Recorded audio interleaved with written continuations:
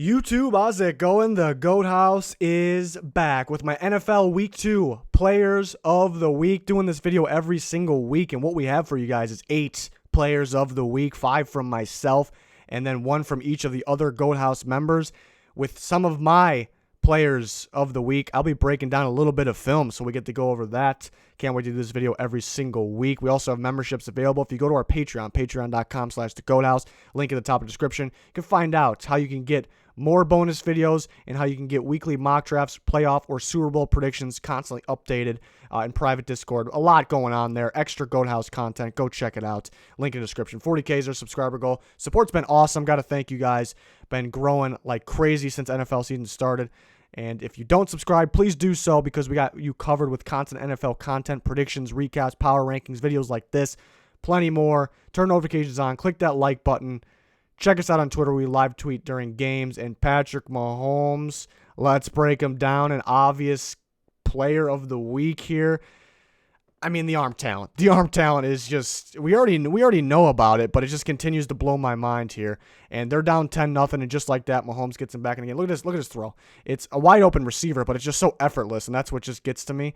We'll see it again. I'm watching Kirk Cousins throw the ball at noon, and he's putting his whole body into throws to throw the ball downfield, and Mahomes looks like he's playing long toss for fun with the baseball.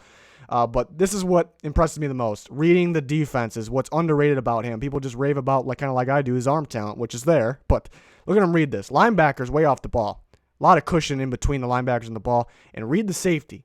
Mahomes reads the safety so well, and they learn how to beat the safety at the line. Going to take a guy underneath here to distract the linebackers, bring him up, could distract the safety as well. And they're going to send the guy to split the difference. Go to the right side of the safety on the post. He drops it right in there, trusts his receiver, trusts his arm, and it's a perfect ball. Absolute perfect ball. And, you see how far these linebackers are off the ball. And you'll see what I mean in some, clips coming up here, how the Raiders defense confused me, how they just kind of stuck to their one and only defense here. Carl Joseph's coming up. That's not a distraction of Mahomes whatsoever. He doesn't even notice him, doesn't need to notice. Look at this ball, right down the middle, just drops it in there, just beautiful. And this is a great play design. Going to go to the right side of the pocket, just drop straight back there, and then just throw across to the left. This could have been a no-looker, too. Looked like he was looking at the right side of the field, but this is just a play design, a great play design, but you can't take credit away from Mahomes. You got to give him the credit, because how he moves back to that pocket and how he just slings it somewhat across his body, just beautiful. So that's showcasing the arm talent. Let's showcase his adjustments at the line once again, and this is what impressed me. And here's where the Raiders confused me, and they continue to do this. So what is he reading here? How do we beat this Raiders defense? It's a safety. Starts with the safety. Look how far he is. I don't even want to know exactly the yardage. He's in center field all by himself. He has the whole field. There's a corner over here off the ball, and there's a big gap over here. And he knows the corner on the right side is off the ball. And again, that gap. He's going to send his guy Kelce in man coverage over to that corner, because the safety is not a threat. Trusts his tight end and his receivers. Trusts his arm. Drops it right in there. See it again here. And you can't blame the players here on the Raiders. You can't blame him. Carl Joseph in man. This is pretty good coverage. Pretty good coverage right with them. And you can't blame the safety, because he's got the whole back end of the field. I mean, what's he supposed to do there? Defensive coordinators who you can blame in this game. So here's another one. He's coming up, reading the play. How do we beat the safety? How do we take him out of the play? He sees it's loaded on the right. There's more DBs. There's more safeties on the field, but there's one guy playing, deep. How do we take this safety out of this play here with it loaded on the right side of the field? We're going to take him out with this post from the slot and then just beat one-on-one man coverage on the outside, because I trust my receiver's speed and I trust my arm here. It's not rocket science, but at the same time it's genius, and it's really a shame on the Raiders for letting this happen. You just take the safety out and then just one-on-one. Who's going to win one-on-one against the Chiefs? Nobody. Who's going to win? Because of the receiver speed and because of his arm. He's reading the defense again. Take a look at the linebackers. They're on the right side of the field. The safety's center field by himself. He sees a load of receivers on the right, so he's got to cover the whole back end, but he's mainly focused on the right, worried about the right, because it's one guy, man on man, on the right of the offense. It's Travis Kelce. We're going to send him to the corner. Beautiful throw. Absolutely beautiful throw. But really, I'm crediting the adjustments, because he read the defense. He knew that's where the play was going to be, and it's a great job by Kelce, because he had the guy beat easily, but just a beautiful throw by Patrick Mahomes, so you get to see some film there. Next guy I want to break down is a linebacker coming from the San Francisco 49ers. It's Kwon Alexander. What I noticed is just a lot of speed and violence and I guess a little bit of momentum from Kwon Alexander. All over the field, just stood out to me, just all over the field. And I didn't realize how fast he was too. You could see him just running a downhill runner here as a linebacker, just taking out the running back, reading the play. There he is again, 56, but just so much speed, especially after a big injury last year. Fills the hole. See so many linebackers these days getting juked out of their jock straps right there. And nope, he's got the speed, the quickness, the firm stance to be able to just make the tackle, don't get run over, don't get juked. Here he is again. Some more speed we're going to see from Kwon Alexander. Some plays I really like. But this one's not really a positive play, but it's not his guy either. He's actually going to, it just shows the speed, just kind of just to show you a little bit of the speed. Who is that? It's John Ross. Am I going to say he's faster than John Ross? Hell no. Am I going to give him all the credit in the world for this play? No. But he chased them down. You see him just run him down. Kind of gives you an idea of the speed here. So Kwon Alexander really stood out, and there's more plays coming that just impressed me even more. He was really in man a lot of this. It's his job here to focus on the tight end, just being in man, coming out, make the play, don't get juked. Just to be able to play that fast and be able to control your body and make the plays. You don't see a lot of it from linebackers today. You just really don't. And here's going to be he's just reading Dalton's eyes the whole way. So hard to do sitting there in the middle field. You don't know how hard that is to do, and just makes the pass deflection. And then here we go again. He's going to blow up this play with his instincts and, trusting his man coverage here. His job's to take on the running back, comes up and blows it up. He knew it was happening before it happened, and that's what I like a lot. And the speed going downhill, getting to the running back. You see it again. He's 56 right there. He's reading the running back, and you can see he knows it's happening before it's happening. He's reading both Dalton's eyes and the running back at the same time. Very hard to do. And this is where he impresses me the most. I talk about the speed, the surprising speed, the impressive speed. He's man with the tight end, and we're going to see him be physical at first, which he should do. He's physical. Now he stops being physical because he can't. Look at him turn and run. And he gets an interception on this play. It's a good catch. He put himself in the right position. That's the main thing to make this interception. It's just a bad throw by Dalton. It's what I'm least impressed by is the interception, really. It's just everything else is just so impressive. Be physical, and then he has to stop, but he opens up the hips, turns and runs, and rides the hip. It's like he's a cornerback. It's literally like he's a cornerback, and that's the best part there. I mean, it's just so impressive, and he was all over the field. Another guy we want to take a look at here, a defensive player from the Indianapolis Colts. It's Denico Autry against the Titans. A great performance. There he is right there. And what I really like about him and what makes him underrated, I love breaking down these D linemen too. What makes them underrated is because how many different positions they play. I mean, he's in the A gap, but kind of slid over. Where is he? He's at the position of a 2I defensive tackle with the outside shoulder pad on the inside shoulder pad of left guard. 2I position. And he's going to beat him to the inside, and he's actually going to get Derrick Henry from behind. It's a chop block, failed chop block because Denico Autry's awareness and gets to him from behind. So the main thing is I like where he's lining up, a 2I position. Now we see him again here. Different position. This is usually where 3-4 ends play, and there's a guy outside of him right now.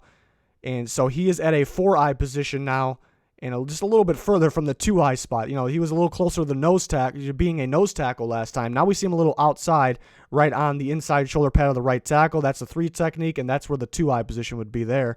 Lastly, going to beat him inside, and he does more on this play than you think. Henry doesn't hit the hole because he sees Autry blowing it up, which then he tries to go back and hit the hole, but there's a fumble there. But the reason he tried to bounce it out for a split second is because Autry beat his guy on the inside, and it's a bad play by Henry, but the reason it happened is because of Autry. He got into his head there. But Denico Autry here lining up and kind of in that, he's going to slide out a little bit. He's more at that 4I position, and he really has to go through 2 guys here. Really, the left guard's only blocking him, but he still has to get through the right tackle, and the right tackle realizes that he's about to get in there, so I better start blocking him. It's too late. So gets through 2 guys, and now where do we see him? Totally different position. He's almost at your traditional D tackle spot, really the 2 technique here, lined up right with the guard.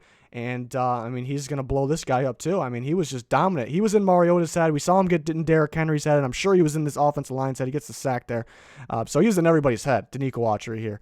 And very impressive game from him. Like that he plays, a bunch of different positions. I love to see that from the defensive lineman. He's not just stuck in one spot. So versatile.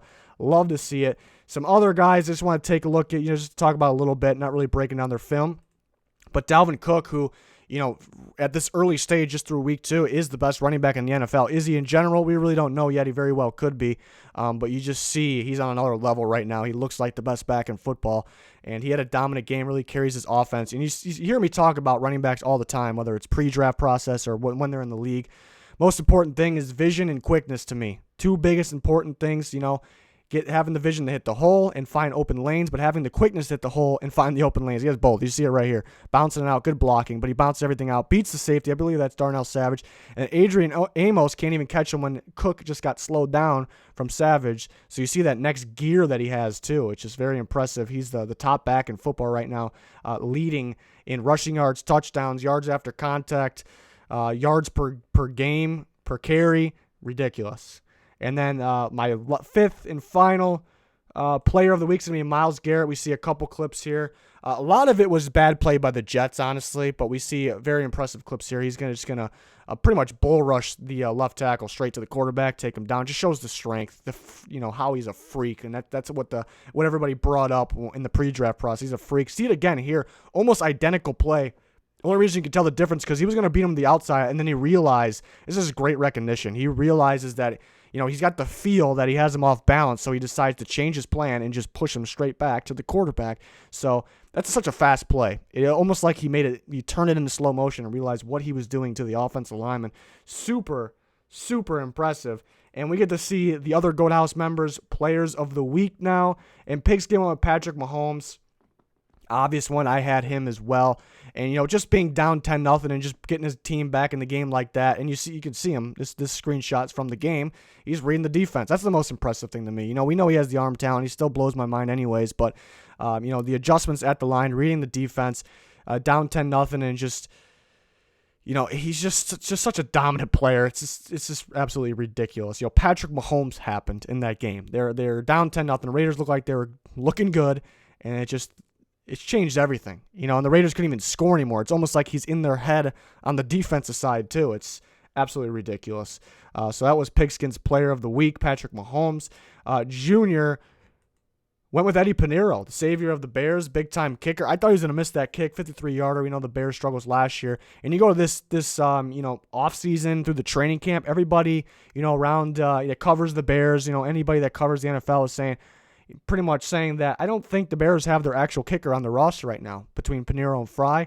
They thought it was going to be somebody else. They weren't really impressed with these guys. And they tried to trade for Vedvik. Thank God they didn't. Ends up being Pinheiro, and everyone's not super confident. And then this happens, and it's big because it raises the confidence of not only himself for the rest of the year, but the team. You can just see, that could really be a season changer. It really can be. So I understand this pick for sure.